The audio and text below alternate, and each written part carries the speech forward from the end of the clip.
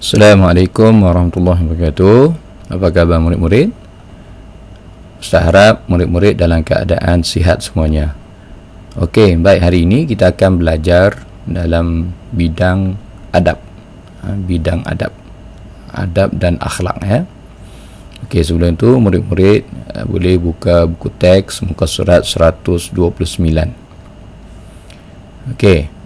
Jadi kita lihat pada buku teks ini, tajuk buku teks pada hari ini, tajuk yang kita nak belajar hari ini, keluargaku sayang. Keluargaku sayang. Okey.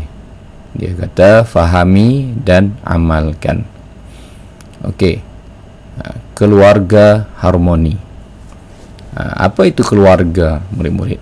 Apa itu keluarga? Keluarga ni dia beritahu di sini, keluarga ialah orang yang mempunyai pertalian persaudaraan dengan kita. Okey, sesiapa yang mempunyai pertalian saudara, maka dia boleh dianggap sebagai keluarga. Okey, sebagai contoh, kalau kita lihat dalam gambar ini, ada gambar ayah, ada gambar ibu, ada gambar adik lelaki, ada gambar abang lelaki, ada gambar nenek. Yang tak ada dalam gambar ni datuk kan, datuk tak ada, kan. Jadi mereka semua itu adalah keluarga kita. Okey, yang ini kalau yang datang ziarah ni, siapa yang datang ziarah ni? Keluarga ke jiran ni? Okey. Jadi kalau jiran itu, itu bukan keluarga kita. Itu jiran itu bukan keluarga kita. Okey. Jadi apakah adab-adab yang kita boleh amalkan supaya keluarga kita itu menjadi keluarga yang harmoni? Okey, antaranya utamakan orang tua. Jadi kalau kita nak makan tu, sebelum kita makan ataupun sebelum kita mulakan apa-apa aktiviti, kita utamakan orang tua, orang yang lebih tua daripada kita. Okey. Kemudian hormat menghormati, menggunakan bahasa yang sopan. Panggillah dengan panggilan yang sopan. Jangan panggil dengan panggilan yang buruk.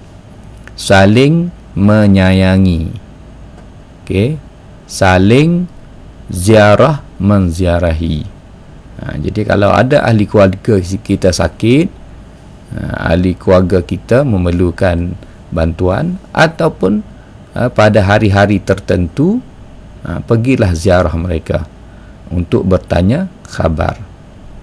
Apa lagi? Ucapkan salam apabila bertemu. Kita kena ucap salam lah, macam ni dalam gambar ni. Dia masuk, dia nak pergi ke rumah orang ni, dia ucap salam, Assalamualaikum. Maka kita kena ingat, hukum memberi salam adalah sunat, menjawab salam adalah wajib. Kita jawablah Waalaikumsalam sekurang-kurangnya. Jadi kalau orang bagi salam Assalamualaikum, kita boleh jawab Waalaikumsalam. Tapi ingat, kalau orang memberi salam kepada kita dengan salam yang penuh, contohnya Assalamualaikum warahmatullahi wabarakatuh, maka kita kena jawab penuh juga Waalaikumsalam warahmatullahi wabarakatuh. Okay, ini ada keluarga datang menziarahi, maka dia pun jemput masuk. Jemput masuk. Okey. Mana dalil yang mengatakan bahawasanya kita perlu beradab dengan orang-orang yang lebih tua, terutama ibu bapa kita? Dalil dia adalah firman Allah Subhanahu wa taala, fala taqul lahuma uffin wala tanharhuma wa qul lahuma qawlan karima. Surah Al-Isra ayat 23. Maksudnya, dan janganlah kamu berkata kepada mereka, yakni ibu bapa, dan janganlah kamu menengking mereka, tetapi katakanlah kepada mereka perkataan yang mulia. Inilah dalil yang menunjukkan bahawasanya kita perlu menjaga bahasa, perkataan, perbuatan kita terhadap orang-orang tua kita, terutama ibu bapa kita lah. Tak boleh kita tengking ibu bapa kita. Tak boleh kita berkata contohnya ibu bapa kita minta kita melakukan sesuatu perkara yang baik, maka kita berkata tak mau, buat sendiri, dan sebagainya lah. Itu adalah perkataan-perkataan yang disebut sebagai perkataan yang derhaka, perkataan yang tidak baik, perkataan yang boleh mengguris perasaan hati ibu bapa kita. Jadi perkataan itu tidak boleh ada, perbuatan itu tidak boleh ada di dalam diri kita. Kita kena buang. Jadi kalau kita terbuat, maka kita kena minta maaf kepada mereka. Okey. Jadi di sini kata amalan ziarah memperkukuhkan ukhuwah. Jadi ziarah ni sebenarnya dia boleh mengikat ikatan yang kuat, ataupun boleh menyebabkan ikatan yang kuat di antara kita dengan keluarga kita. Okey, baik, seterusnya kita lihat muka surat 130, muka surat selepasnya. Okey, apakah kepentingan mengamalkan adab terhadap keluarga? Jadi apa pentingnya kita nak mengamalkan adab-adab tadi? Apa pentingnya? Okey, pertama dia kata kami saling menyayangi, supaya kita ini akan menjadi keluarga yang saling menyayangi. Okey, yang kedua, merapatkan hubungan keluarga. Yang ketiga, kebahagiaan keluarga terjamin.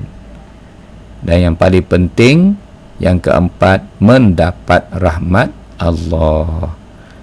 Jadi orang yang mengamalkan adab terhadap keluarga ini akan mendapat rahmat Allah. Okey, apakah akibat mengabaikan adab terhadap keluarga? Akibat mengabaikan adab terhadap keluarga akan menyebabkan hilang kasih sayang antara kami. Antara keluarga tu akan hilang kasih sayang. Okey. Yang kedua, melambangkan peribadi yang buruk. Jadi orang yang tidak mengamalkan adab ini mempunyai peribadi yang buruk. Yang ketiga, merenggangkan hubungan keluarga. Hubungan keluarga jadi jauh lah.